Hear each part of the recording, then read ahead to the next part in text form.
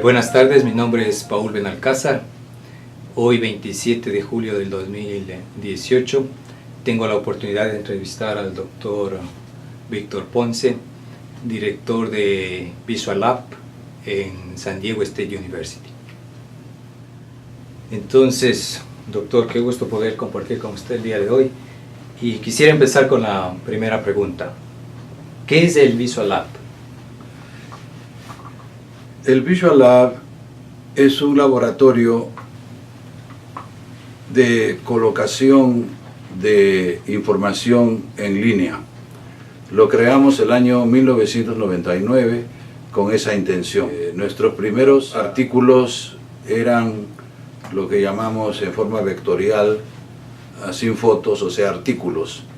Pero progresivamente fuimos mejorando la calidad y la cantidad de nuestros ofrecimientos y pasamos el año 2004 a ofrecer calculadoras en línea y el año 2009 a videos en línea, justamente con el surgimiento de esa gran herramienta en línea que se llama el YouTube. ¿Cómo surgió la idea de crear el Visual Lab? Bueno, es conocido que el año 1994 ya se contaba a nivel mundial con la capacidad de colgar información en línea.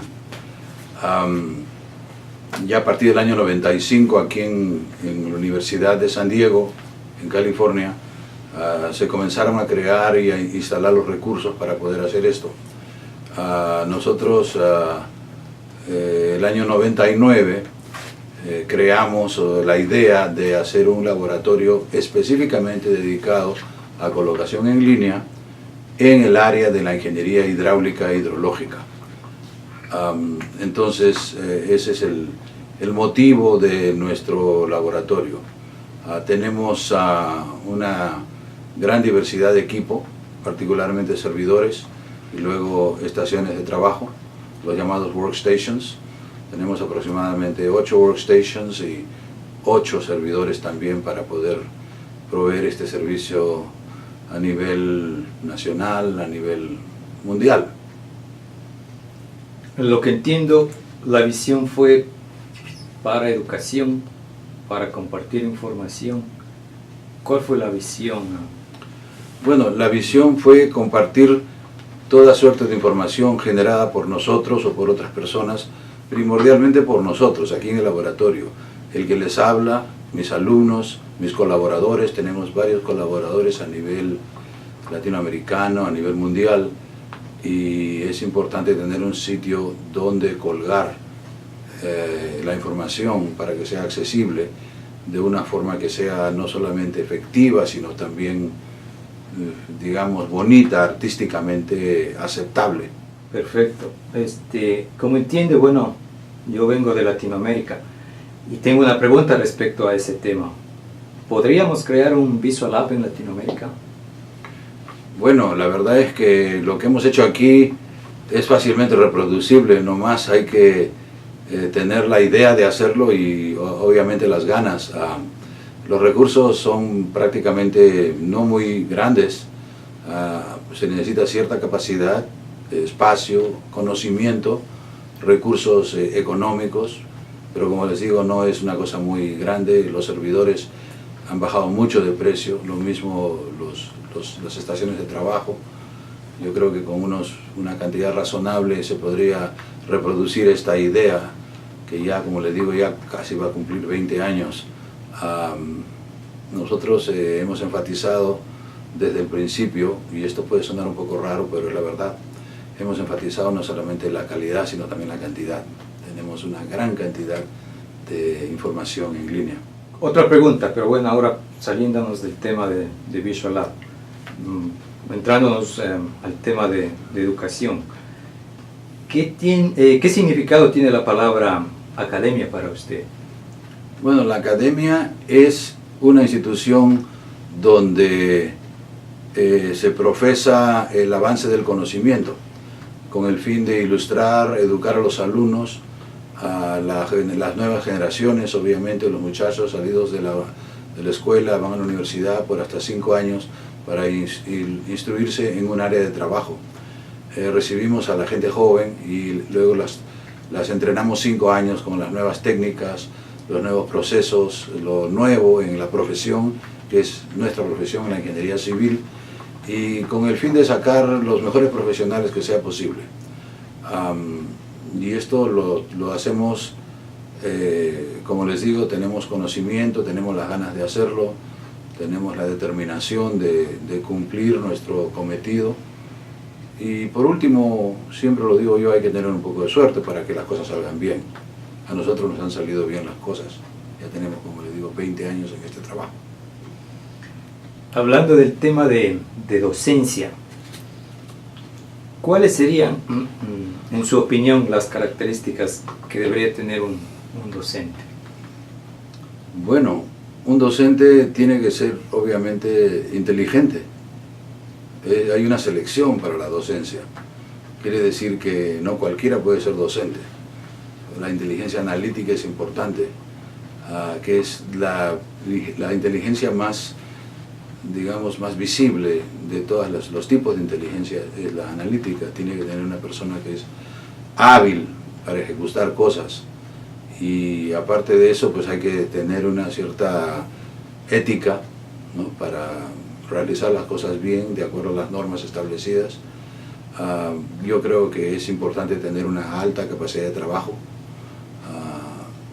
Desafortunadamente no serán suficientes las 40 horas típicas, tendrá que ser más, generalmente es mucho más, para poder llegar a sobreponerse y poder llegar a estar adelante. Los temas cambian y hay que mantenerse al día. Constantemente salen nuevos métodos, nuevas técnicas, nuevos equipos, y todo eso tiene que ser parte de la función del profesional, mantenerse al día para poder continuarse desarrollando.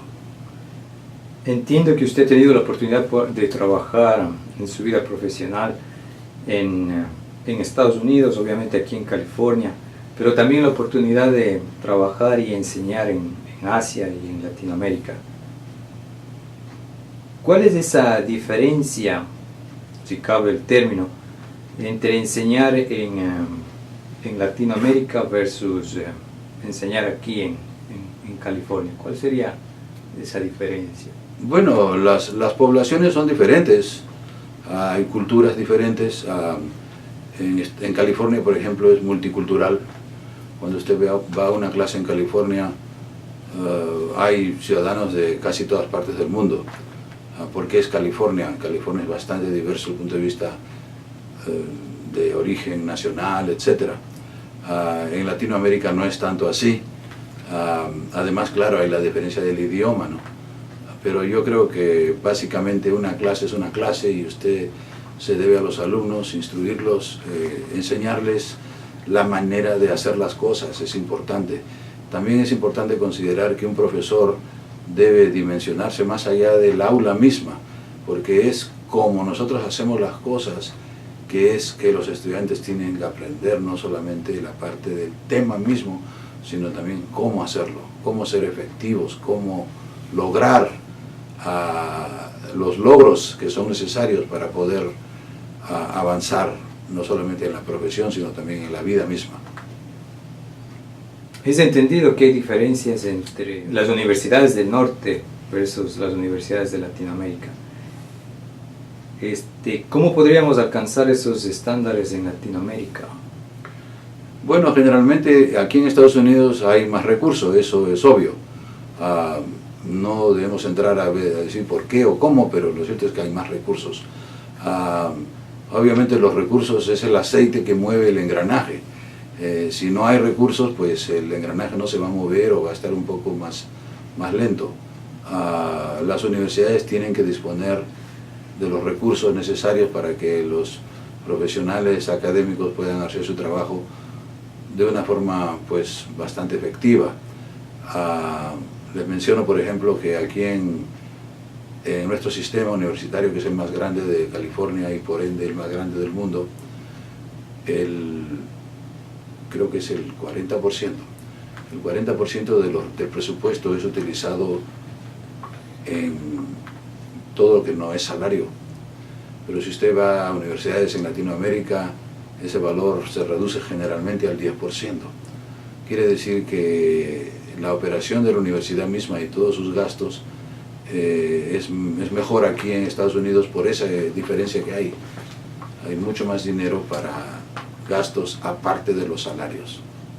Obviamente una universidad que consume 100% de sus ingresos o de su presupuesto en salarios no puede operar, porque se necesita dinero para operar. Perfecto.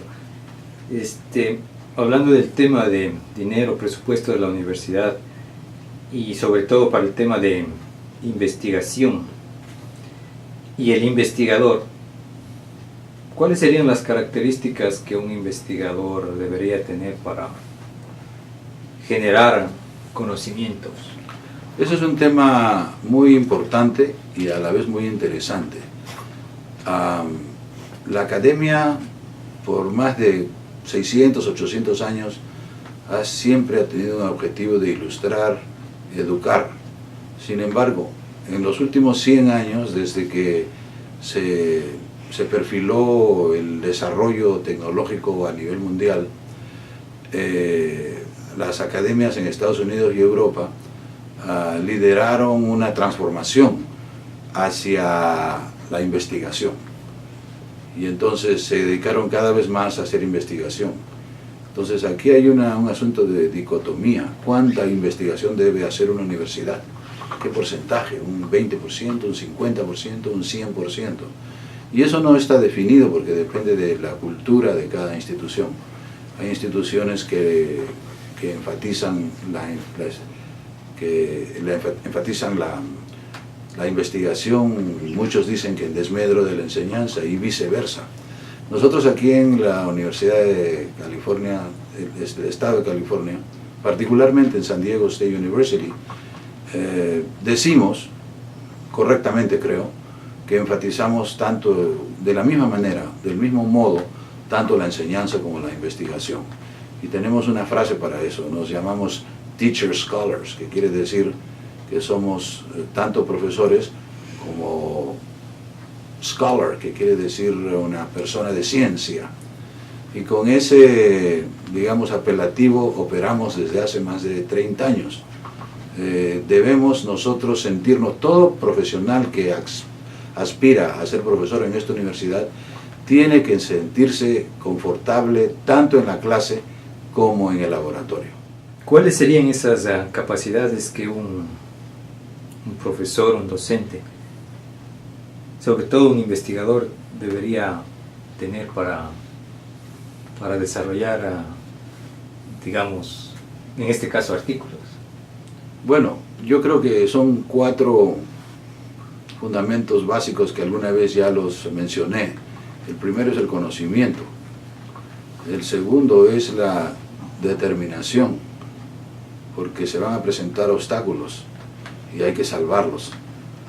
El tercero es lo que en inglés se dice commitment, podría traducirse como compromiso, pero también podría decirse que es la pasión. Hay que tener más allá de la determinación, que es, digamos, la táctica, la estrategia de la pasión, o sea, que a uno tiene que gustar el trabajo que hace para poder vivirlo todos los días o en todo momento.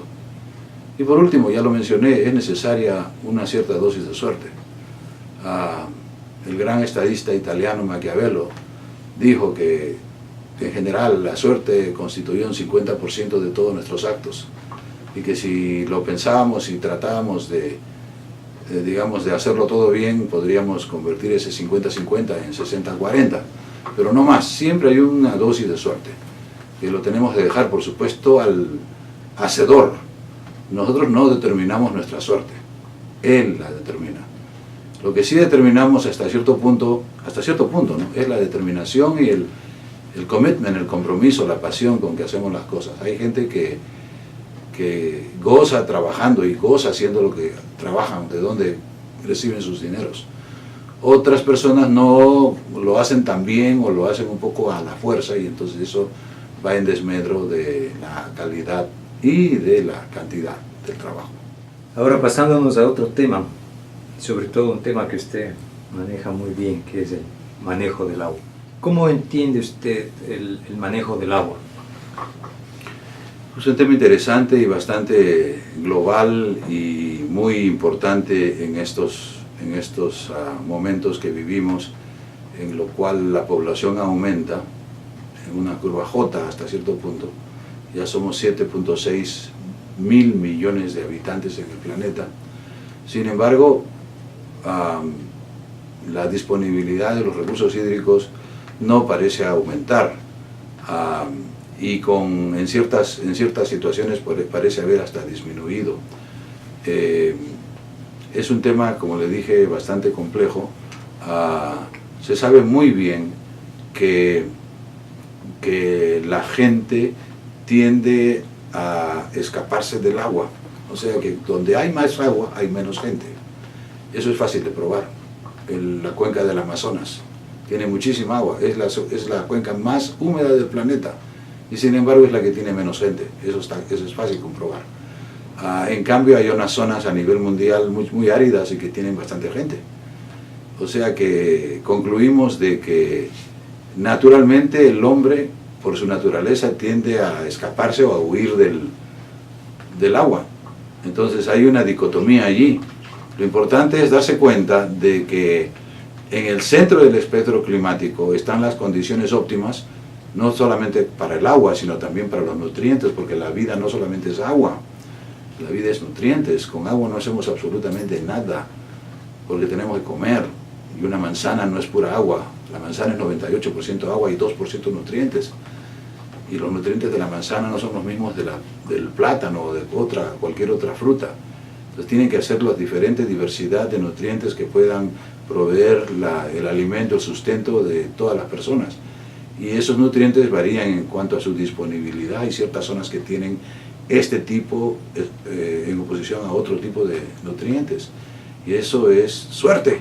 O sea, es la suerte del sitio que produjo esto o esto otro. En un sitio se produce maíz, en otro papas y en un tercero, qué sé yo, otro tipo de producción agrícola. Entonces eso depende mucho del clima, del suelo, de la geología. Es bastante complejo, pero yo creo que se puede sumarizar o resumir diciendo que las condiciones en el centro del espectro climático, que es como 800 milímetros anuales de precipitación, son óptimas desde el punto de vista de agua y de nutrientes, y probablemente también de clima. Ahora, la verdad es que las sociedades tienden a irse a las zonas áridas, y entonces ellos tienen que aprender a manejar la escasez del agua. Y las pocas sociedades que tienden a moverse hacia el otro lado del espectro, tendrían teóricamente que aprender a manejar la mucha abundancia del agua, como es el caso del manejo de los humedales, etc. Entonces ahí está el kit del problema del agua, es teóricamente convencer a la gente que se regrese a las zonas donde el agua no escasea, porque cuando escasea el agua y cuando la gente se mueve a las zonas donde escasea el agua, hay que mandar el agua a esas zonas, como es el caso del sur de California. Y mandar el agua a zonas donde no hay agua es costoso y tiene un recargo sobre el tan mentado calentamiento global. O sea que el calentamiento global actual no solamente son los automóviles, podría decirse que un 80% son los automóviles y el transporte en general, pero hay un 20% que tiene que ver con el transporte de otras cosas, porque todo tiene que ser empujado, nada vuela. Hablando del tema de agua y el tema de California, ¿cuál debería ser, ya para terminar, la visión, digamos así, para las futuras generaciones respecto a el manejo del agua? Sabemos que el agua cada vez escasea en ciertas partes, en otras partes existen suficientes recursos, pero sin embargo hay todavía esa brecha en la que se requiere más agua. Entonces, desde su visión profesional durante muchos años, ¿cuál sería esa recomendación? Bueno, obviamente una de las primeras soluciones que ya se ha planteado es reducir el consumo. Las sociedades generalmente tienen una asignación per cápita. En países en general, por ejemplo, el 200 litros por segundo 150 a 200 litros por segundo es una asignación normal cuando se hace desarrollo urbano. Pero depende de la cultura. En Estados Unidos, por ejemplo, esa asignación es 200 galones por segundo. Quiere decir que en Estados Unidos el consumo es aproximadamente 4 veces mayor que en el resto del mundo. ¿Por qué? Porque, bueno, obviamente en Estados Unidos existe el dinero para proveer esa cantidad. En el futuro, si fuera cuestión de limitación, tendría que reducirse ese valor a un valor más razonable, pero eso es cultural, depende de las personas. Si las personas, quiere decir, plasmadas en la sociedad, en los legisladores, pues no lo quieren hacer, pues no lo van a hacer, ¿no? Entonces, primero, el primer punto es el del ahorro en el consumo. El segundo sería mover o tender a mover las sociedades un poco más hacia el centro del espectro, 600, 800, 1000 milímetros, porque es por ahí donde se va a encontrar el agua, obviamente. El caso que viene a colación de esto es el del uso y abuso del agua subterránea. Por ejemplo, en California el 45% del uso del agua es agua subterránea y el 55% agua superficial. Este valor no es tan feo o malo, pero tampoco es bueno, porque el agua subterránea eventualmente se agotará. El agua superficial no se agota. Ese valor debería ser, en mi opinión, mucho más pequeño, pero no lo es. Y eso es en el estado más grande. En otros estados, por ejemplo, como Arizona, más del 80 o 90% del agua es subterránea, quiere decir, del uso. Quiere decir que eventualmente se les va a acabar el agua. A nivel mundial se está deplecionando, abatiendo los recursos subterráneos, porque no se ha entendido o no se quiere entender que eso se va a acabar, solamente que durará 30, 40, 50 años y luego se acaba. Es como una mina de oro, solamente que esto no es oro, es agua. Pero ¿por qué se acaba el agua subterránea? Porque así lo dijo la naturaleza. La naturaleza puso mucha agua debajo de la superficie, pero no era para que la usáramos. Sin embargo, en los últimos 100 años la hemos venido usando porque es fácil. Es fácil bombear porque tenemos la energía para bombear. Estamos bombeando el agua subterránea, la estamos consumiendo. Bueno, no todo, pero una buena parte. Por ejemplo, en evapotranspiración, el uso consultivo. Y eventualmente vamos a tener que pagar por todo eso. Finalmente, la última pregunta. ¿Cuáles serían las palabras para el nuevo profesional? Bueno, hay que, parece un poco cursi, pero hay que amar a su profesión. Tiene usted que vivir la profesión que ha escogido, porque es el único camino que le queda. Porque nosotros somos personas, tenemos familia, pero una parte importante de nuestra vida es la profesión, lo que hacemos para satisfacer nuestras necesidades. Y eso tiene que tomarse bastante en serio, porque ya lo sabe todo el mundo, es una carrera. La carrera quiere decir que muchos corren y unos se quedan atrás y otros salen adelante. ¿No es cierto? Carrera. En inglés también se dice career, ¿no? Aunque el inglés no suena tan claro como en español. En español es carrera, es una carrera. Entonces tiene usted que correr, porque si no corre, pues se queda atrás. Y nosotros hemos tenido esa suerte de haber corrido siempre. Ya yo tengo 50 años en la profesión y siempre hemos tenido esa capacidad de poder correr, ¿no? O vale decir el dote que nos ha dado Dios, que tenemos la energía de poder hacerlo, porque obviamente sin la energía no se puede hacer. Entonces tiene que tener esa idea y la energía comparada, y con esas dos cualidades se puede aspirar a tener éxito, un éxito primero económico y luego también espiritual, porque usted se ha logrado al final de una carrera, se ha logrado, y entonces puede decir que eso se lo va a llevar usted con usted cuando se vaya al cielo. Muchas gracias. Muchas gracias. Gracias.